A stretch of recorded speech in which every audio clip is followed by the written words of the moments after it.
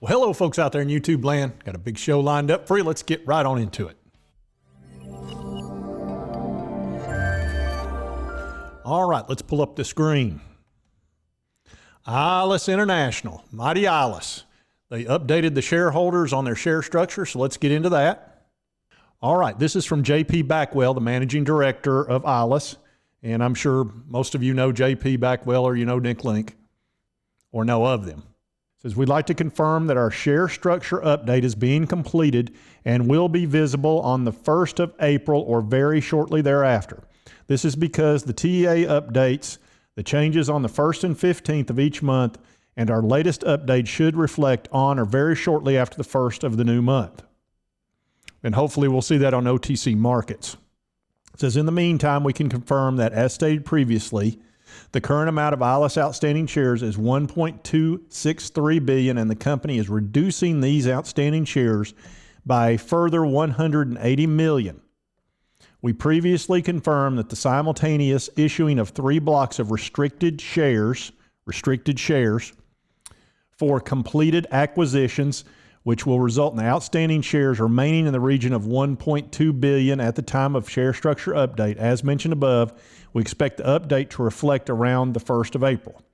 And the restricted shares, like I say, that use those in acquisitions, and I believe they're restricted for approximately 2 years is what they said in the previous letters.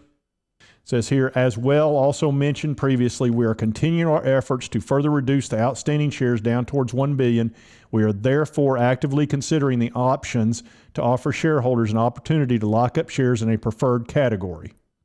Obviously, they're making some sort of offer where people that have common shares can move them into preferred.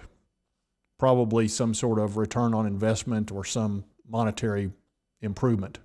And one of the problems they've been having is with T-Trades, the GPL Ventures, where they had some toxic debt with them. They had about 70 million shares that were sold under T-Trades, and that's been driving Nick Link about crazy. And it's when they were trying to clean up the share structure and said, we know that GPL's last conversion was 75 million back late in 2021. It says, we do believe and hope that this was their last remaining conversion.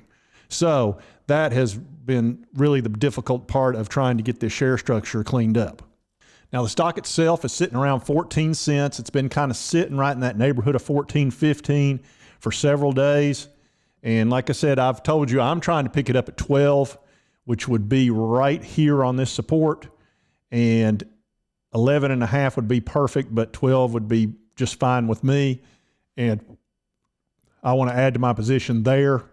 Eventually, I think this thing will go on up when they get uplisted to the NASDAQ, and they've talked about that quite a bit through spinoffs and having those spinoff companies on their balance sheet. Now, the shorts are sitting at about 18% right now, so a little bit lower. As we know, as it gets closer up into the 20s, this number goes up and you start hearing a lot more from them. Now, understand the shorts are going to try to spin this as negatively as they possibly can, because understand they've got a financial reason for doing that. Because if this stock goes down, when they have to rebuy, and understand when somebody shorts a stock, here's what they do.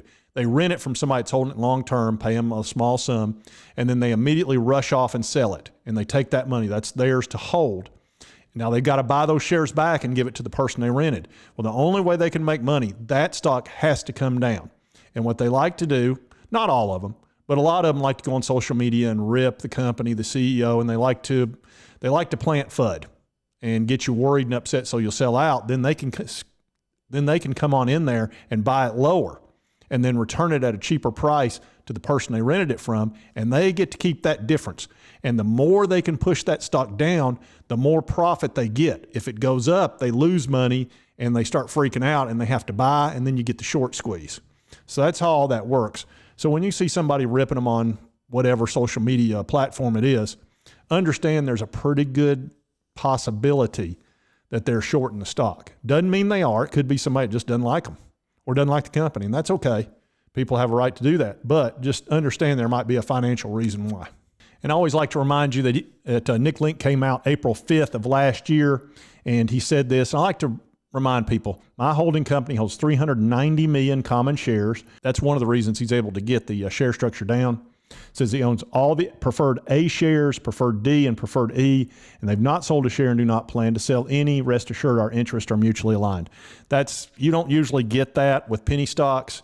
Normally, you find out about dilution well after the fact, and you normally find out about it from whatever source. It's not necessarily from the CEO. So he's done a really good job of communicating to us as shareholders. I like that. Now, understand, it's a penny stock. Keep that in mind. Penny stock. There is risk. I practice the 10% rule. 10% of my money in my portfolio goes to penny stocks. 10% goes to crypto. 80% goes to much higher growth stocks that are very profitable or about to become profitable, or safe stocks, much safer anyway. So, like I said, I do like penny stocks, and this is probably my favorite right now because I got a good feeling about it long term. But, that's up to you what you think. It's your money. You do what you please. Message. All right, folks, and that's an Ilus update, and just wanted to go over the share structure a little bit, and hopefully it sounds like in a matter of days we'll have a much better understanding of exactly where that share structure is going to end up being, and a better understanding of it. We can watch it day to day on the OTC markets.